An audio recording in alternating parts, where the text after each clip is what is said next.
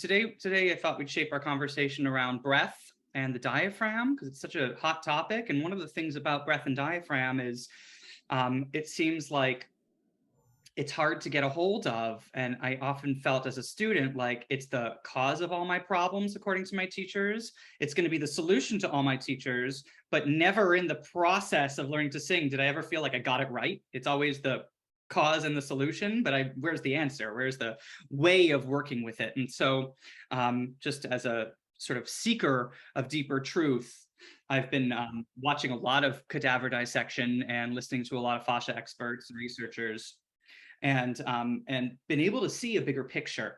Let's find our diaphragm. Take your hands and find your ribs. Find that xiphoid process where your ribs meet. Our diaphragm is connected to our xiphoid process, and all around the costal margin, that perimeter of the rib cage. So just trace a line, feel where that actually is. You might have a mental abstraction of where it is in your body, but taking your hands onto your body might show you some things you didn't know or didn't expect. Like I feel like right around here on my side, there's a shape change that I didn't expect. It kind of swoops in this body. Your body is different. So feel your body and just see what's there and find the rib margin all the way to the back body and notice how much lower it is. Intellectually, I think we could agree that our thoracic vertebrae are the housing of our rib cage, but maybe in our mental self-image of ourselves, when we think of ribs, we think of here or here, but not necessarily all the way around to the back or not as low as the front. So it's really, there's a steep diagonal, not a straight line, of course, but it's just different than maybe the image that you have in your head of where these ribs are and what they are. So with this memory that you've created by touching the perimeter of the rib cage, shut your eyes and tap in to the internal life of this perimeter, this costal margin.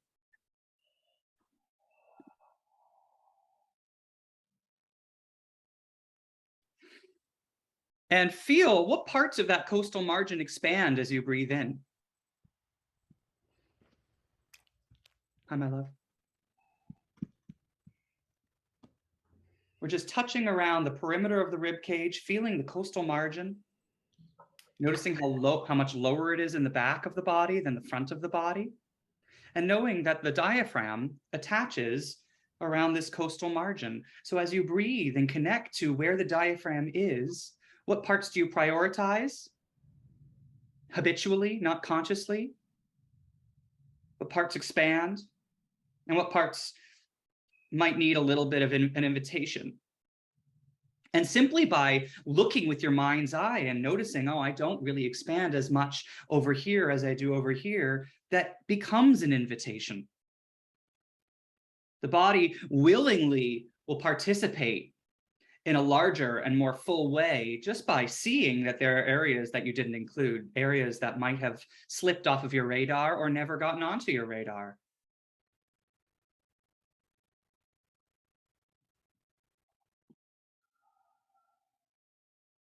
And see if you can sense a difference if you imagine the inside of that costal margin as compared to the outside of that costal margin.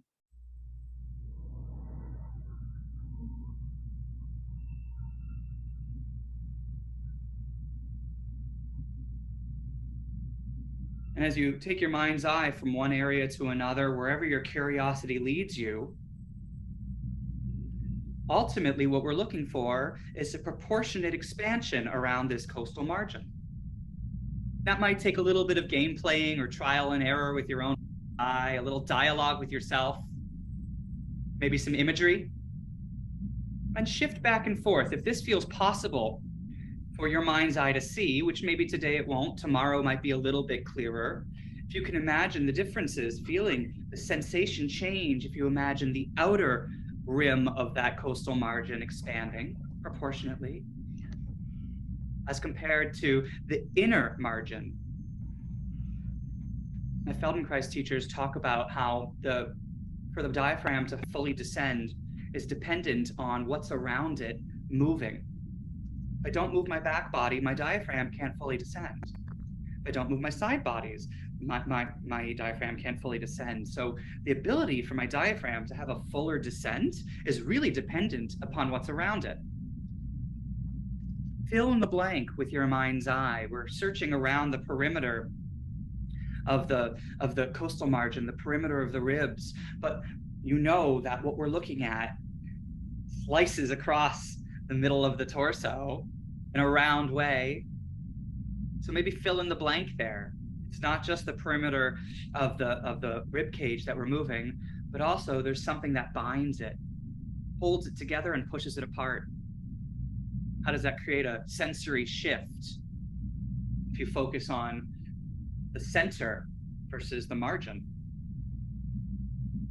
Zoom out your mind's eye's lens. Notice what else is moving because you're moving this perimeter of the rib cage. How is that movement affecting the ribs above, tissues below? What's connected? Now imagine somewhere central to that diaphragm that connects, separates, and holds together at the same time, right in the center is the heart. Connected, the heart sleeve, the pericardium. Connected, directly connected, attached to that center of the diaphragm.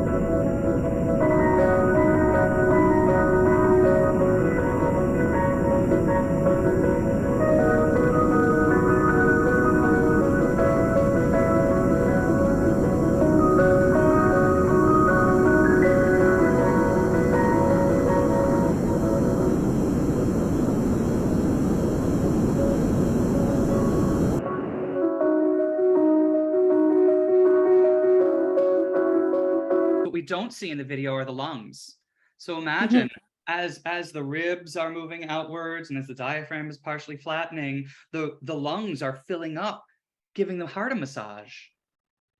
Right? Wouldn't that be cool to see?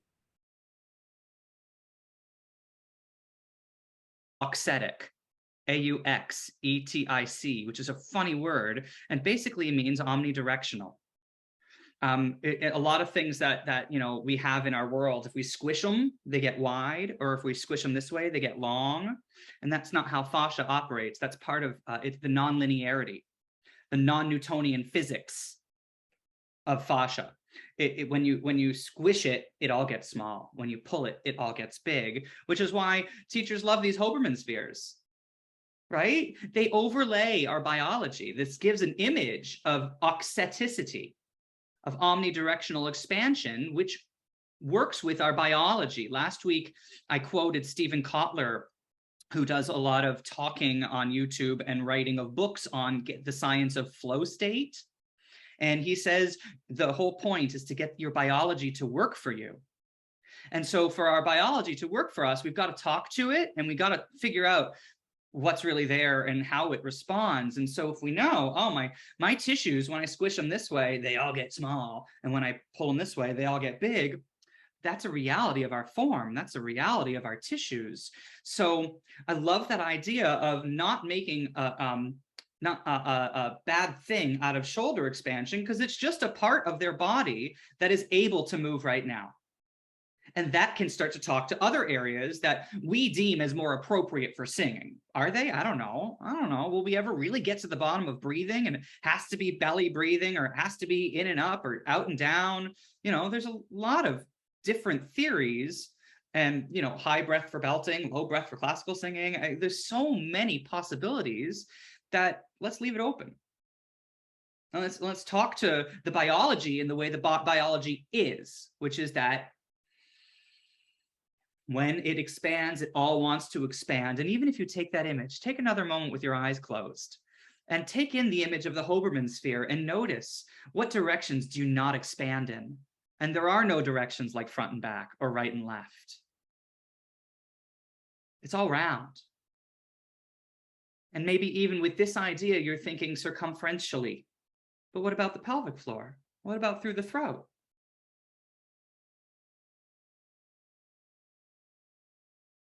How can you emerge a breath from the center of your being that radiates outwards equally, proportionately? And how does that change your sense of breathing?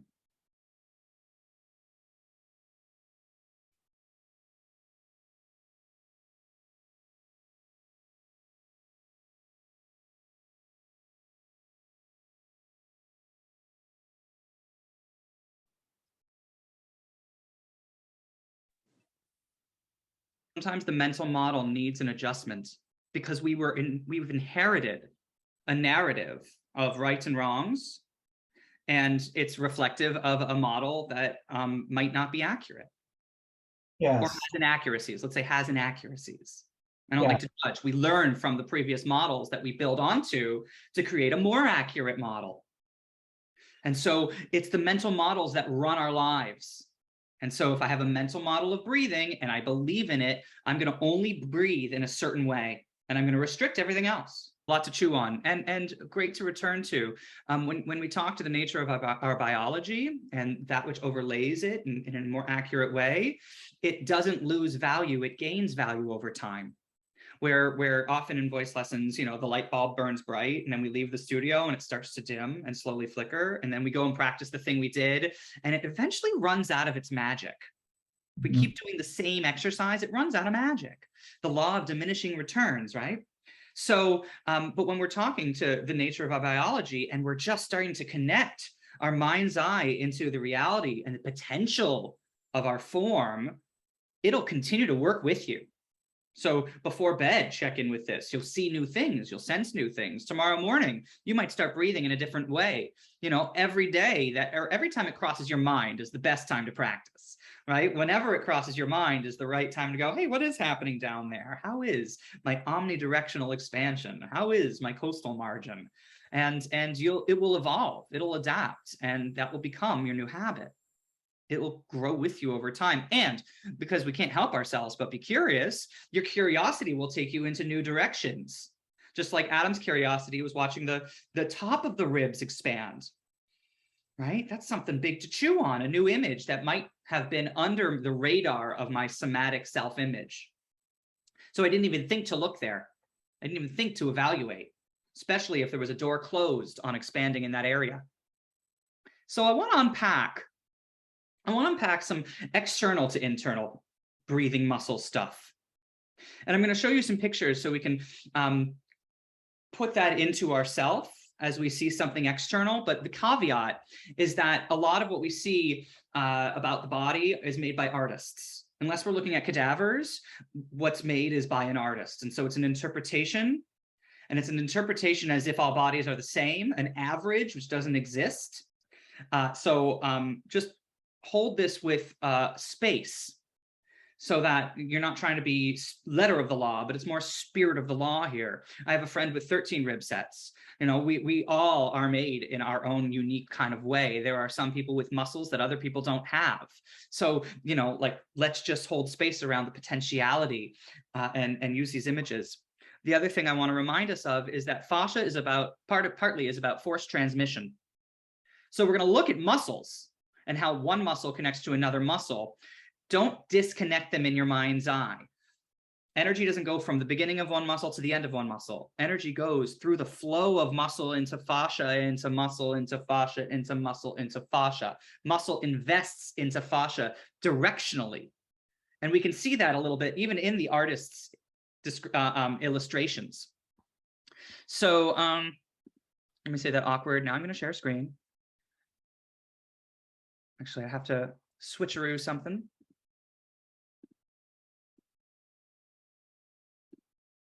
Okay. Oops.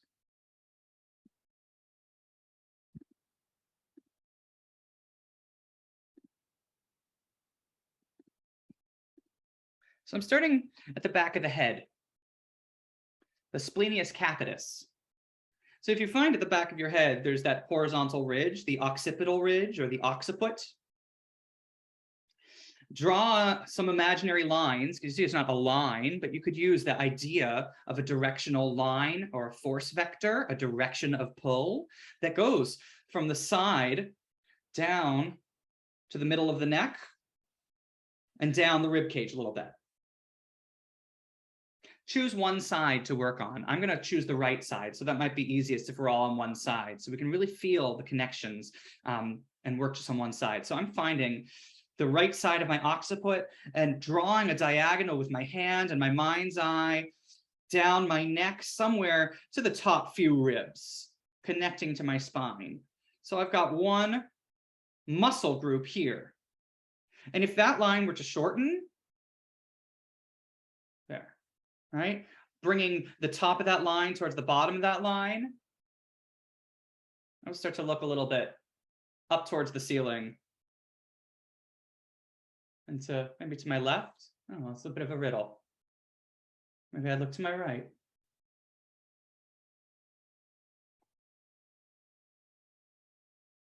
Yeah.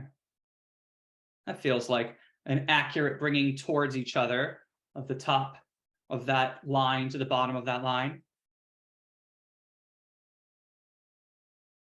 Now, I'm not sure if this is going to let me, can you see this next image of the rhomboids, or do I have to stop and start screen share again? Do y'all see that I changed the image? Yeah, cool. Yes. Right. So that splenius capitis that connects the skull towards the neck continues into the rhomboids. So I've got a line from the right side of my occiput down towards the base of my neck and the top of my ribs, and then I'm going to continue that line to my left because the direction is the same, from the right side of my skull past my spine to the left under my shoulder blade. Right? One directional line of pull. See if you can feel that. I'm using my hands because it helps me make a memory, helps me have a sensation. And then continue under the shoulder blade. I wish these were continuous, the images. I'm sorry, I got the best images from Google as I could find. But that continues under the shoulder blade and around to the side of the ribs, the serratus anterior. So now I've got a line from the right side of my occiput down past my spine, around the base of my neck, the top of my ribs. It continues under my shoulder blade and then wraps around my side body to my ribs. And that continues into my external obliques. And the external obliques, the fascia that the muscle fibers invest into, wrap around the rectus abdominis, actually. So they hug the six-pack. and then continue more internally to create the internal oblique that connects to the inside of that right hip bone. So I've got a piece of fabric, and think of it as fabric because it's a great image. It's woven from the back of my right side of my skull, down around the left side of my ribs, around the front left side of my ribs, through and hugging the rectus, and then dives in, invests deeper into the inside of my right hip bone, like a big sling, hugging my body like a spiral from the back of my head around the back of my body, deeper into the inside of my body. This hugs my rib cage. This hugs my torso. And there's more that we can build on, but let's check in here. How much more aware are you of your front body than your back body? And I'm saying this pretty confidently because all of our senses are forward orienting. We're looking forward, we're hearing forward, we're smelling forward, we're tasting forward, we're reaching more forward than we're reaching more back. So it's really natural for us to be way more familiar with the front of our body. And here I am giving you images that are really specific in the back body. So let that unfold over time. As we look towards these areas, they might be like somatic black holes. Like, I don't know what's there. I can't find that area. That's challenging. So, whenever it crosses your mind, go, what's that like? Or you can also use fabric, right? Use a scarf, give yourself a memory, hug it around yourself and feel what that's like. Use something to supplement that idea. And I'm not even sort of following the whole flow of it, but if I were to take this yoga strap and I kind of have it wrapped around myself in an approximation, can't really see it, in an approximation of what those muscles are like, if I were to tighten this line,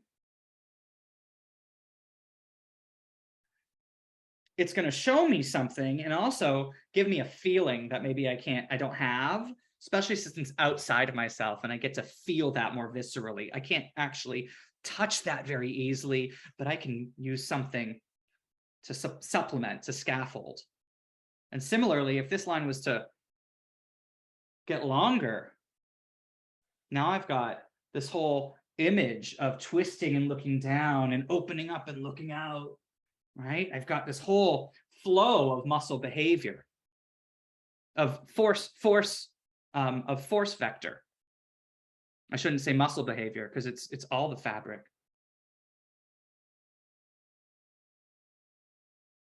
We just sort of connected a series of muscles that previous to just now, we would have gone flex or shorten, contract the splenius capitis, and we'd have gone like that. Now do the rhomboids, and now do the serratus anterior, and then do the, and we don't move that way. We don't move like a muscle goes and then a muscle goes where we have a gear shift between every muscle. We move in really continuous round ways. And so the part of what you were just talking about is really reflective of the origin insertion model, which isn't really a thing. We're talking about the exact opposite of that we don't have a leverage system or a pulley system, but we have a system of continuity. And so it's making me think about, do we have inhale muscles or exhale muscles? Do we have adductors and abductors? Because we don't have straight lines anywhere in our body. We're made of spirals. So, and our bones are round. Every part of us is round. So how can we expect a linear system? That these muscles go like this and these muscles go like that? Well, they're communicating around a round bone. So it's gotta, and we move in round ways around our round bone. So there's this concept that I love. It's not a pedagogically useful concept for teaching, but it's a wonderful image, which is kinematic indeterminacy. Movement is like a blade of grass, that we do not repeat the same movement 2 times in the same way. We might think we are, but we don't. There's too many variables. There's too many possibilities. But that's also how we become anti-fragile or super stable. There's sort of different terminology in different circles for how we move from fragility into stability. And stability is not enough. It's through the process of standing up and falling down, and standing up and falling down, and standing up in a different way, and falling down in a different way, and standing up in a different way, falling down in a different, and the variations that we're not even aware that we're doing, that we not only become stable on our feet, but we become super stable. The wind can blow and I can modify what I'm doing without thought, right? I can step on ice and catch myself. And it's because we kept failing before we succeeded. And we're designed, this part of our form, part of how we learn best is to fall down a lot before we stay standing up. So in a way, we got to encourage our students to do it wrong, get it bad, do it the wrong way, or try it a different way. Because it's through variations that we develop super stability.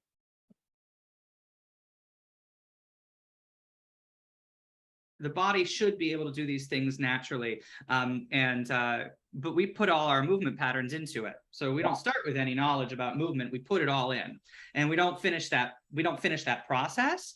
But if you think about systems theory, where we've got a breath system, and of course it's not really a system on its own because it's integrated in everything else, but we can improve the conditions of our breathing system.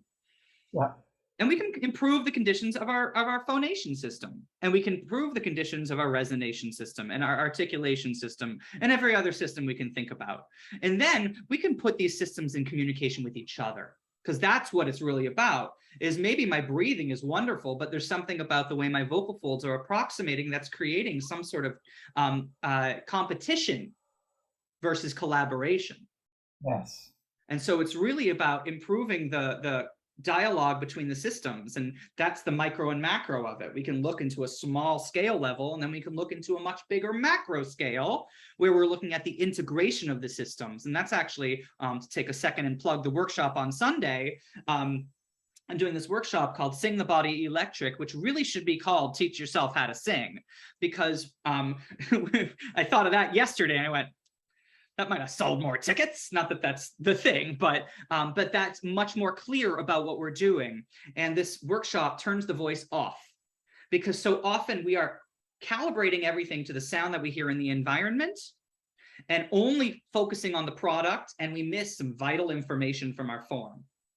And so by turning the voice off, and you can see there's a 5-day challenge going in the Singing with JMOS group, and it's pretty outstanding.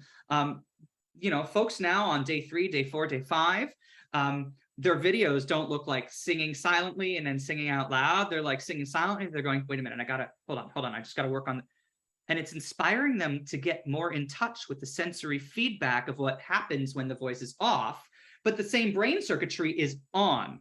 So we're improving the feedback mechanisms between the breath and the vocal tract without the voice on.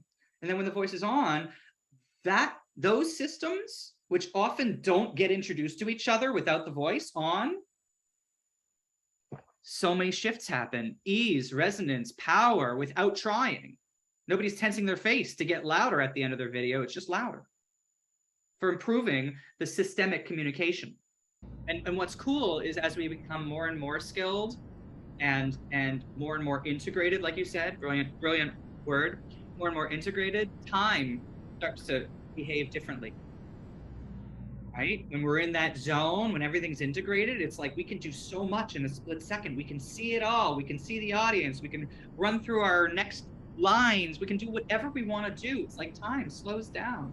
We're so integrated that we are capable of doing so much. In fact, we often step outside of ourselves and become our own audience and our own cheerleader. It's very interesting as we get into the zone. And when you watch those crazy skaters in the Olympics and everything, you know they're not thinking, well, make sure I cross my ankles right now, or do the flip thing, or this triple sow cow, not the double sow cow. They're just going.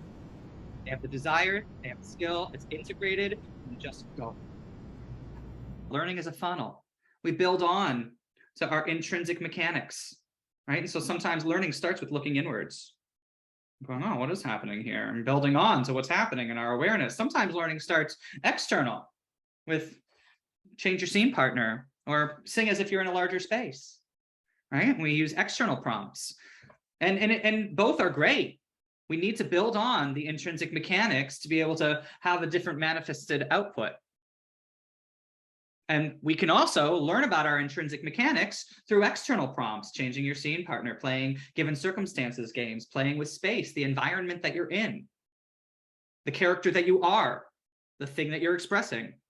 And we've all, probably seen in acting the song workshops that people get better at singing when they focus on those external environmental things and character-based things and context-based things.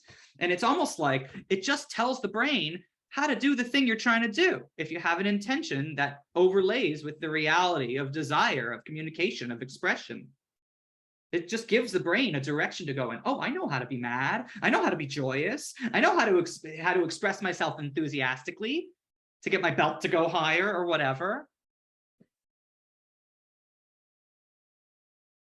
I want to show y'all one more thing before we part for the day. It is a cadaver. So that's your content warning.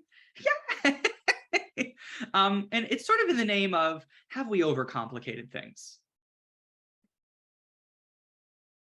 Let me just get the thing pulled up. This is Gil Headley, who I subscribe to their website, but they've got a lot of content for free on YouTube and always putting on more. Just actually has his doctorate in theology. So comes at cadaver dissection from a really fascinating viewpoint, not trying to prove or disprove anything, just seeing and noticing and exploring. And he's very well known for what he's doing.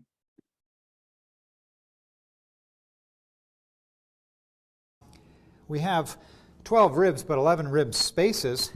And there's movement here, right? And we can see. So just let me show you. Here's the here's the shoulder blade, and that's been reflected, dissected out. This is the serratus anterior that we were talking about. So he's looking at the external obliques, or the internal obliques. He'll talk about it more, but it's very cool how this has been reflected already, and it looks kind of like wings or feathers. It's not perfectly symmetrical. I love that about our bodies, our human forms. We often think that we're supposed to be perfectly balanced from side to side. We're not perfectly balanced from 1 inch of a rib to the next 1 inch of a rib.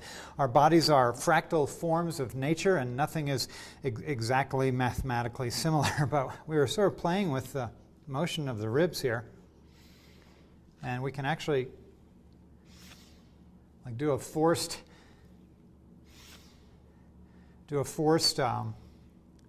what we call it, forced inhalation. Exhalation. Forced exhalation, thank you.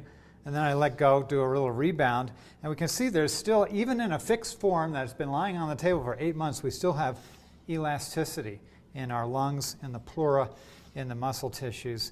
And all I'm doing is kind of giving a little squeeze here, forced exhalation, and then the body inhales, right?